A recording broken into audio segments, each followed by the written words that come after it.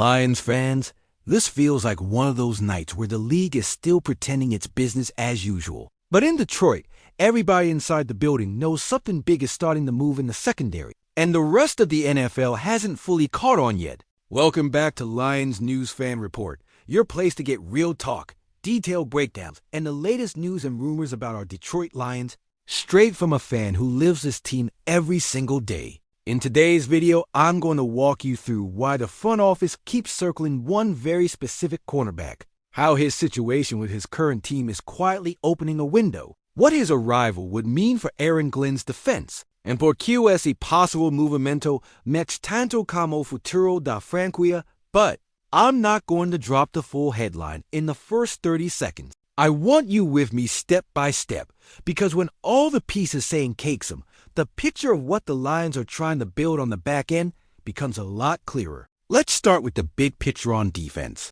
Under Dan Campbell and Brad Holmes, this team has turned the pass rush into a real weapon. Aiden Hutchinson came back from that brutal leg injury and went right back to living in the backfield. The front has stacked up sacks year after year, and Detroit has finished near the top of the league in bringing quarterbacks down, not just once, but in multiple seasons. That's not a fluke. That's a philosophy. Invest in the trenches, draft violent and smart players, let them hunt. The flip side, and we all saw it in some of those shootouts, is that the back end has been stressed to the absolute limit. The numbers tell the story. Yards allowed through the air, explosive plays, third and longs convertidos que nunca deveriam a contest. You can win like that for a while if your offense keeps putting up 30. But if you want to be the team nobody wants to see in January, you eventually have to tighten the screws on the corners and safety. That's why Holmes has already spent picks and money at corner, bringing in vets, drafting young guys,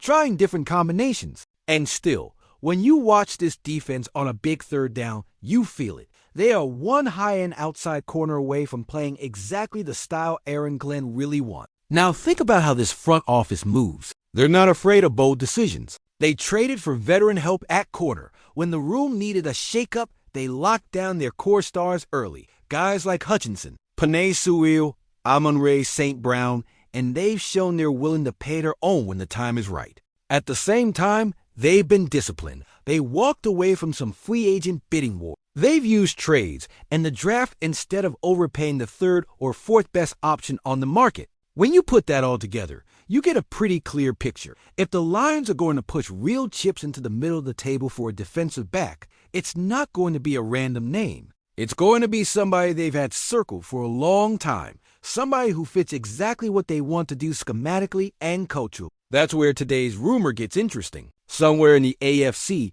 there's a former first-round pick, still in his mid-20s, long, fluid, sticky in man coverage, who has already held up in one of the toughest divisions in football.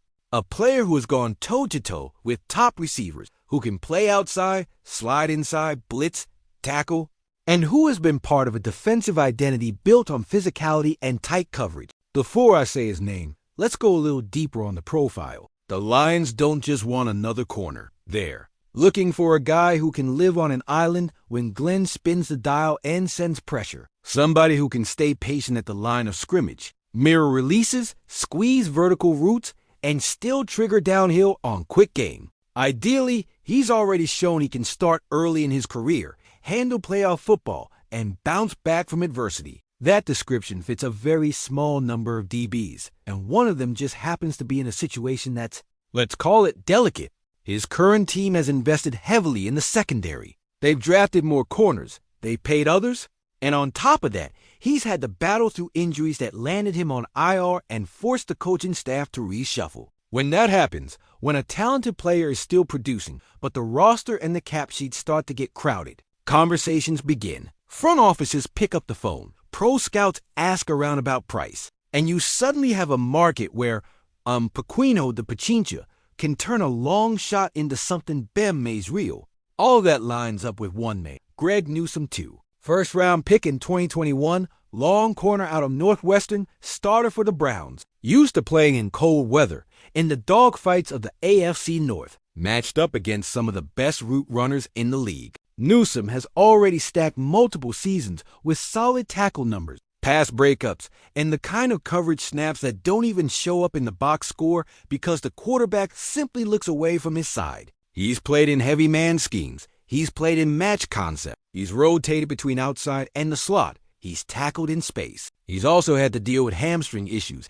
and the frustration of missing time, including a stint on injured reserve that reminded everyone how fragile depth can be at that position.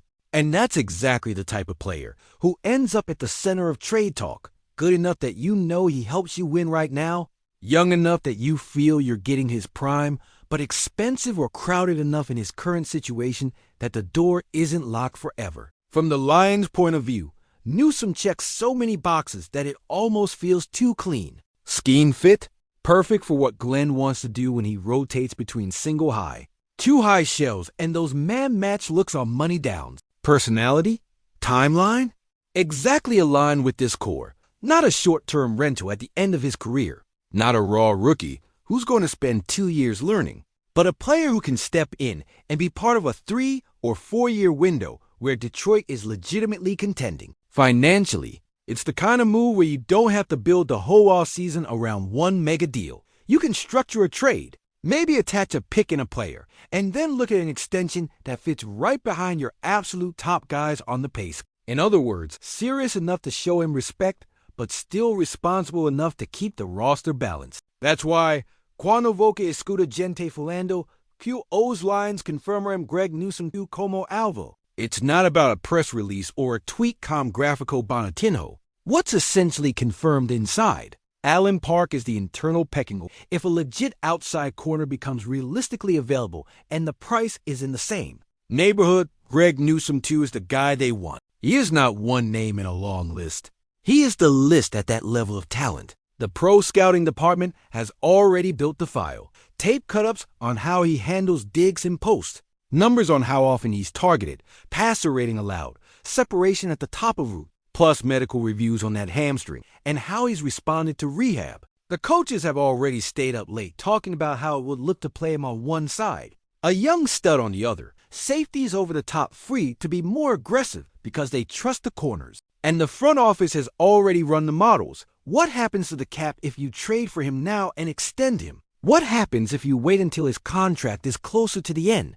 How it all fits with future deals for your own guys.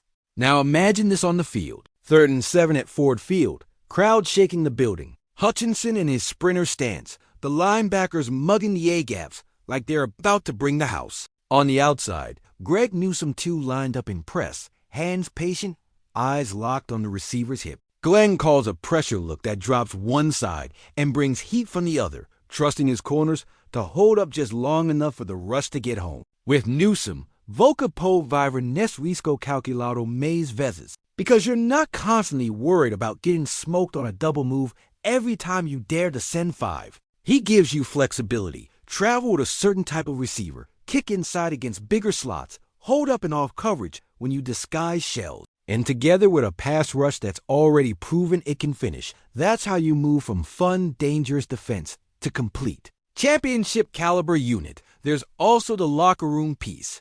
One thing we've seen with this regime is how much they value guys who actually want to be here. Remember the stories of players turning down other offers to come back to Detroit, choosing culture and opportunity over a couple extra dollars? That matters when you're building something that's supposed to last.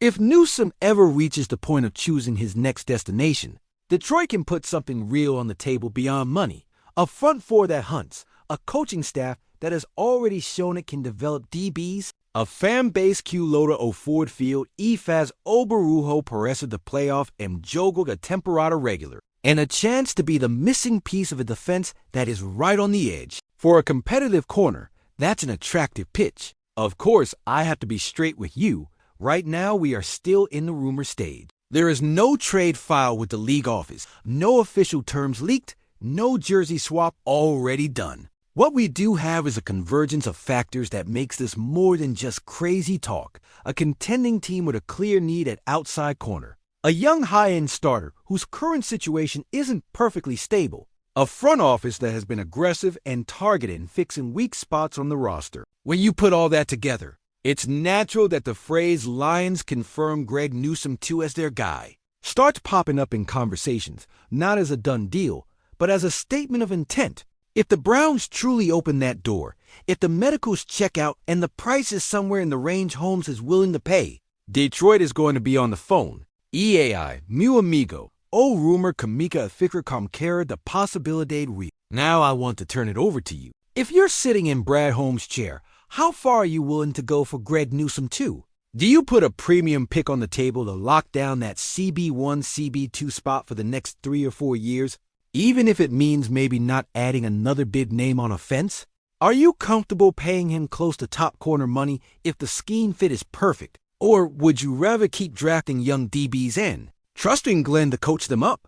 And what about the injury history? Is that a red line for you? Or something you're willing to live with if the upside is having a real shutdown presence on the outside? Drop your thoughts down below, because these are exactly the kind of decisions that will decide whether this Lions window turns into one special season or into a real multi-year run. To wrap this up in one line, right now the main takeaway is that inside Allen Park, Greg Newsome II isn't just a rumor name thrown around on social media. He's the cornerback the Lions have identified as a top-tier target if the door opens. The guy who could take this defense from dangerous to complete. Nothing is signed, nothing is guaranteed, but the interest is serious, the homework is done, and the fit on paper is almost perfecto de me. If you want to keep riding along with every twist of this story, from any whispers out of Cleveland to what the Lions do in the draft and free agency, make sure you subscribe to Lions News Fan Report. Hit that like button if this breakdown helped you see the bigger picture,